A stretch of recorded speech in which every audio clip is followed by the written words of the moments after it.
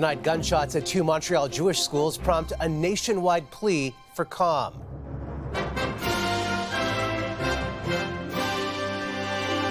Escalating tensions over the Israel-Hamas war. The Jewish community is under attack.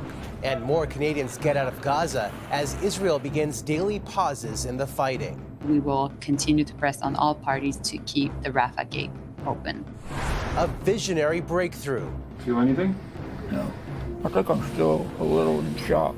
Doctors perform the world's first human eye transplant. It's completely uncharted territory. Plus, a personal mission to preserve a part of history. More and more individuals are interested in hearing our story, honoring the struggles and sacrifices of Black Canadian soldiers.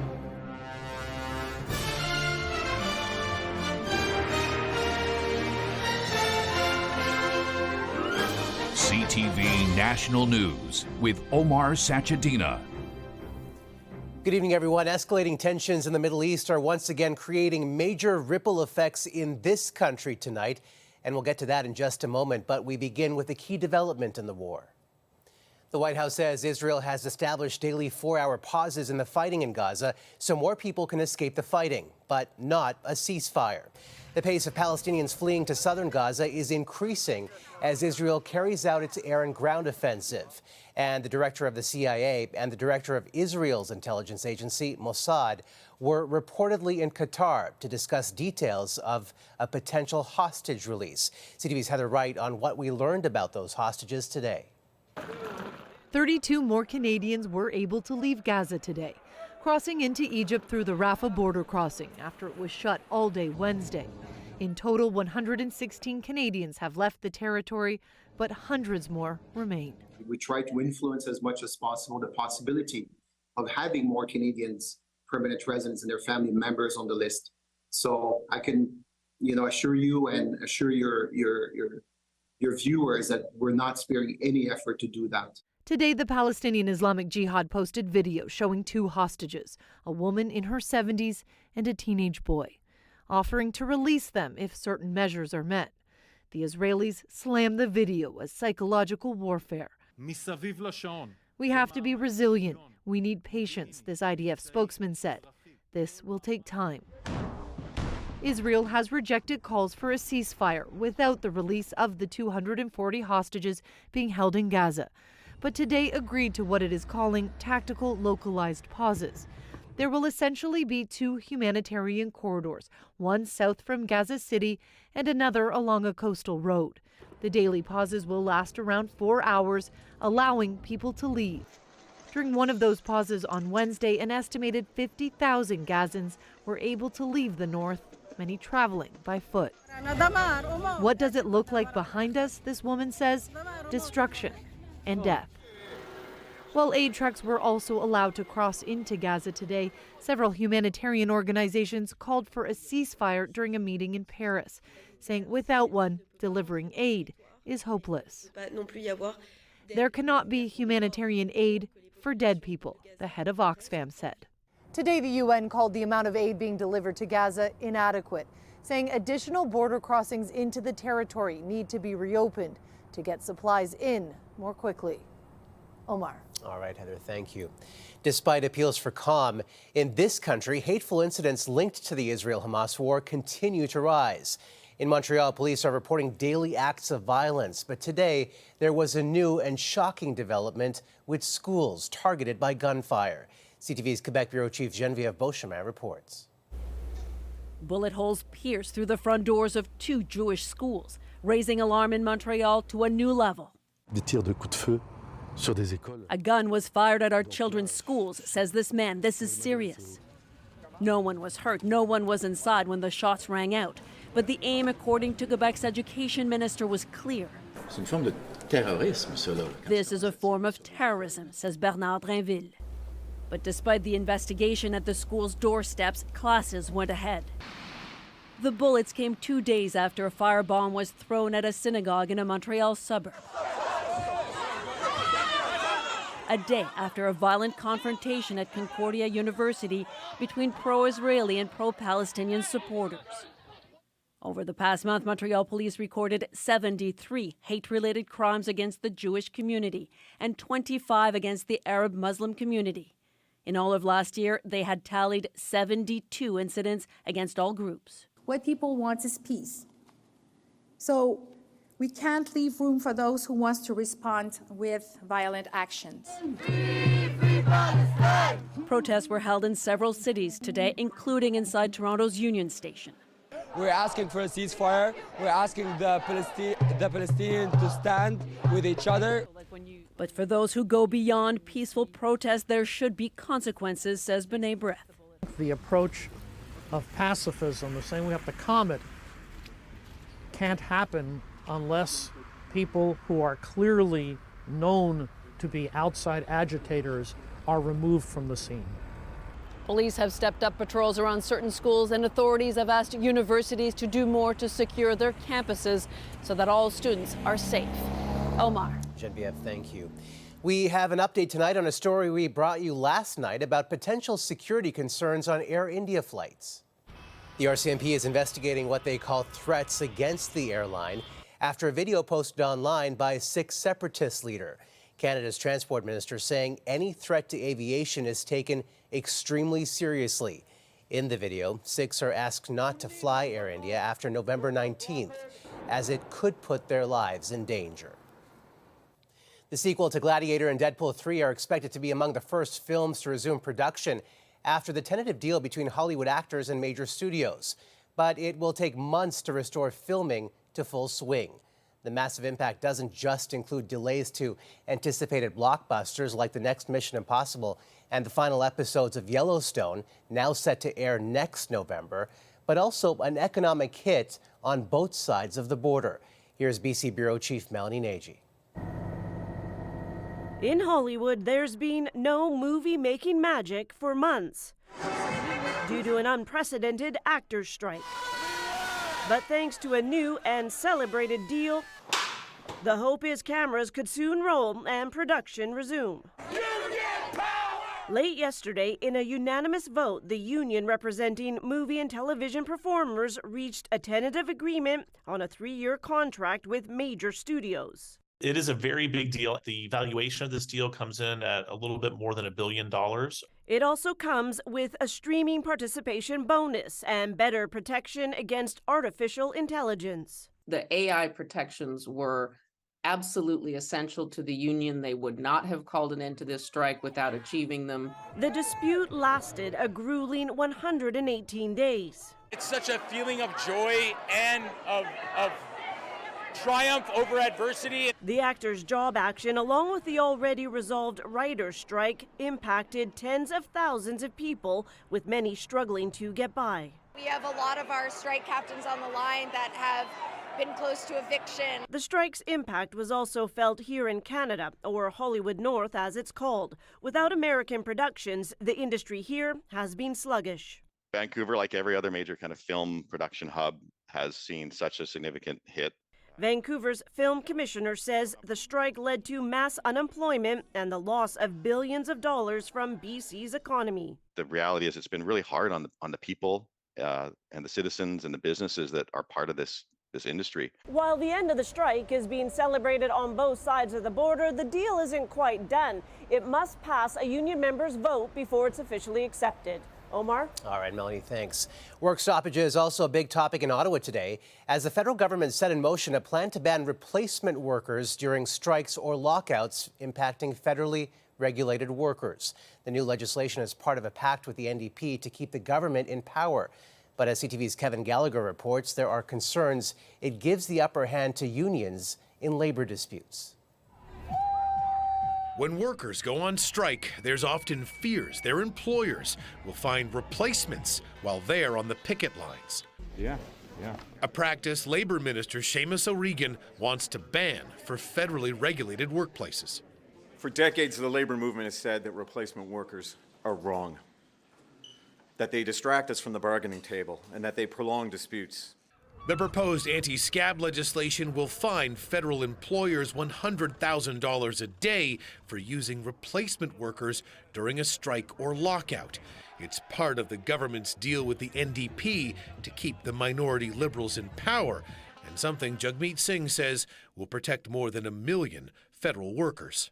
Well, we would have wanted the bill to be even stronger in terms of providing even better protections for workers, but this is something we can be proud of. After tense negotiations, the parties agreed to some exceptions, mainly requiring trade unions and employers to agree to allow workers in to meet environmental standards at striking fisheries, for example, or provide routine maintenance at airports.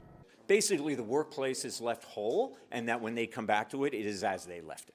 Some federal employers say this legislation could result in more frequent strikes. We think it adds further challenges to an already very difficult bargaining dynamic, especially in this day and age. Small businesses warn disruptive job action like this summer's BC port workers strike affects the entire economy, and this legislation will give unions too much power. I don't think the terms and conditions provide anywhere near enough flexibility that employers need or that the economy needs.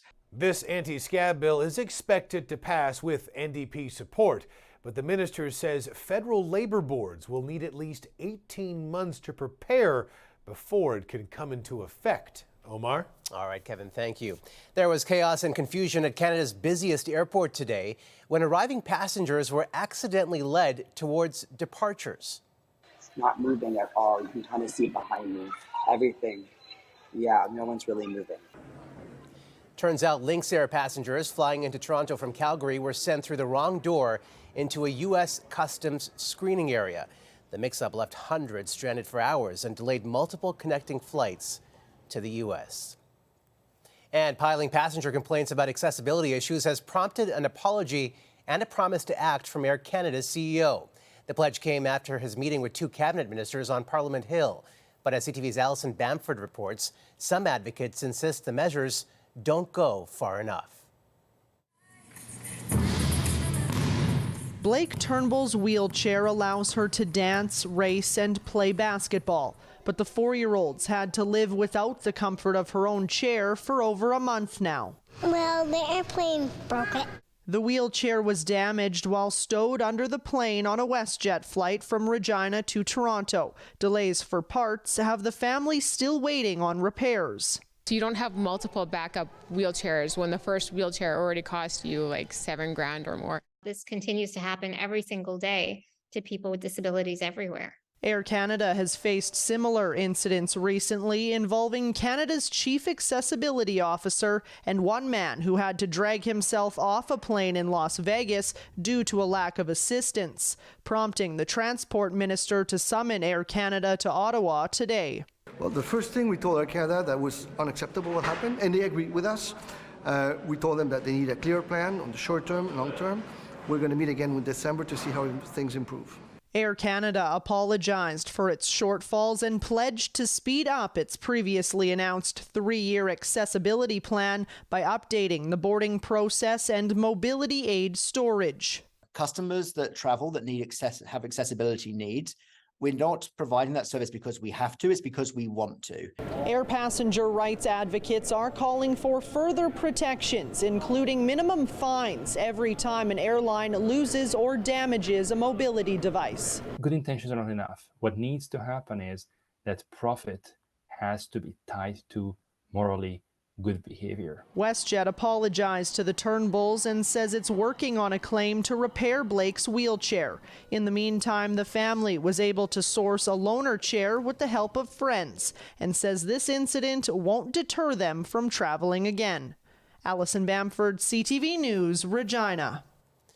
A frightening moment for teenagers heading to school this morning in BC when the bus they were riding in collided with a car and then crashed into a home. 11 people were taken to hospital. This was the scene in Burnaby. 6 ambulances were dispatched to take everyone to hospital. The province's emergency services said all were in stable condition. Fortunately, no one was seriously injured. We have dramatic video to show you tonight of an armed robbery at a jewelry store northwest of Toronto. 3 suspects armed with hammers were smashing display cases to get to merchandise when mall security moved in. 2 of the suspects got away, but security held an 18-year-old man until police arrived to charge him with robbery and wearing a disguise. Definitely some tense moments. Coming up, a milestone in medical history. I'm getting sensation now back over. The world's first eye transplant recipient sets his sights on recovery.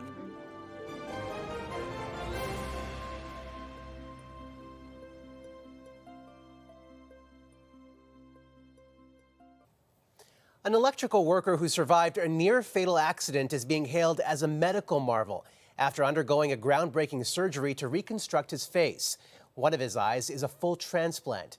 As CTV's Bill Fortier reports, his recovery is offering a vision of hope for patients in the future and a warning. Some of these images are graphic. Today, Aaron James is an example of the powerful potential of modern medicine. That's wonderful. Something he never expected back in 2021 when the 46-year-old Arkansas resident was working for a power company and accidentally came in contact with a high-voltage wire. The shock nearly killed him. Got up, went to work, and woke up 6 weeks later in Dallas, Texas. The conversations that I had with these doctors and nurses was pretty much preparing me to lose him. The blast took one arm and an eye and essentially left him without a face. One of the plastic surgery doctor, she told me, she said he will probably never speak again. In May, he underwent a rare facial transplant, something done less than 24 times in the U.S. But this time, his doctors took an unprecedented extra step. We cut the nerve back here and the blood vessels in the back. Surgeons performed the first ever transplant of an entire human eye from an organ donor, connecting the blood vessels and the critical optic nerve using stem cells to enhance healing. There was a good chance it wouldn't work, that the eye would shrivel up and die in its new face. But 5 months later, doctors are astounded. At this point, the mere fact that the eye's alive and looks healthy is pretty special. He still can't see out of the new eye, and that may never happen, but there is blood flow and positive signs that the optic nerve is sending signals to the brain. I thought there was not going to be any messaging. The retina is viable. He's beyond thankful to his doctors, but Aaron James also knows how much he owes to the anonymous donor. You also got to think that there's a family that lost somebody. You know, there's not a day goes by that I don't think of them. And even if James can't ever use his new left eye, doctors say his surgery marks a huge jump in the science that could one day restore sight. Bill Fortier, CTV News, Edmonton. It's fascinating. Still ahead, meet the youngsters wired for warmth, capturing hearts after thieves steal from a nursing home.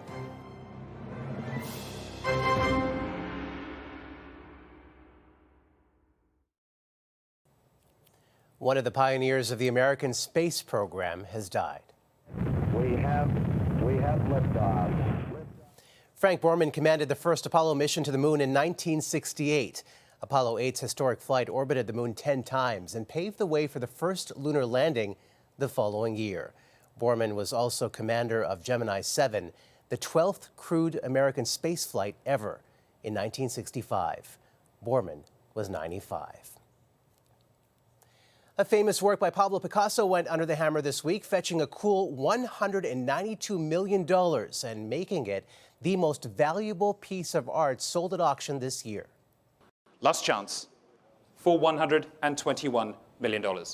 Brooke, it's yours. Thank you very much. The 1932 painting Femme à la Montre, or Woman with a Watch, depicts a secret lover known as his Golden Muse, whom Picasso was seeing while he was married. She was 17. He was 45. An anonymous buyer beat out 2 other bidders to secure the artwork. And it's safe to say a group of high school students have secured the hearts and minds of their community in Fredericton.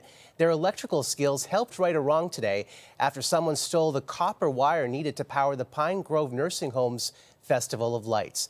We told you about the story last week. Volunteers had been scrambling to get the fundraiser up and running by next month. And now, thanks to the good deed, it looks like they will be able to. Coming to the rescue. After the break, forgotten no longer. Say thank you. Thank you for continuing the legacy a daughter's pledge to preserve and honor her father's service.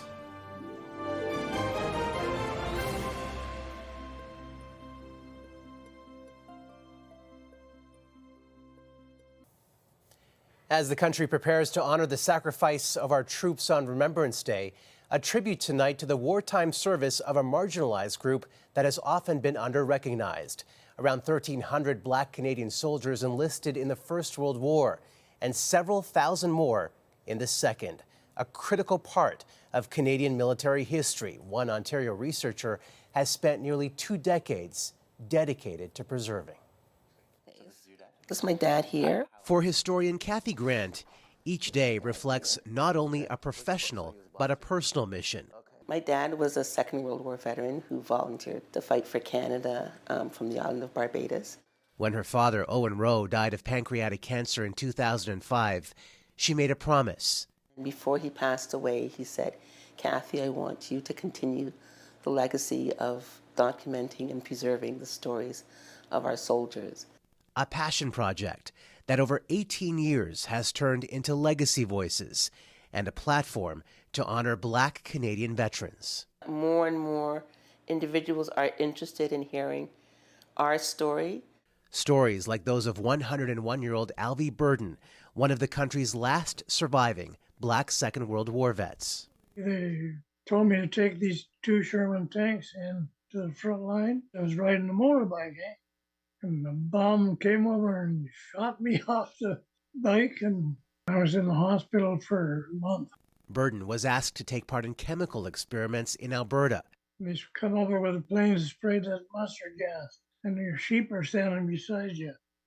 The sheep died and you lived because you had a gas mask. I lost my voice for, months. First-hand accounts that need to be preserved and shared, along with painful memories of discrimination. Grant is reminded of it every time she looks at this blatantly racist poster she got from the family of another veteran. He went to Quebec as part of training. He saw that poster, and he's there saying, "Here it is. I'm here, prepared to give my life, and look at what they are representing us as." So he took down the poster. Grant is also committed to sharing the history of the No. 2 Construction Battalion, Canada's first and only segregated all-Black military unit created during the First World War. The coin is something that inspires me. I can touch it, I can feel it. Her mission has since expanded to museums, schools, and more online platforms. Getting the children involved, and social media and digitization is what's going to continue to inspire kids today. A shared mission she knows her late father would be proud of. Say thank you. Thank you for continuing the legacy. And an incredible legacy it is. That's a snapshot of this Thursday for all of us at CTV National News. Thank you for watching, and see you tomorrow from Ottawa. Good night.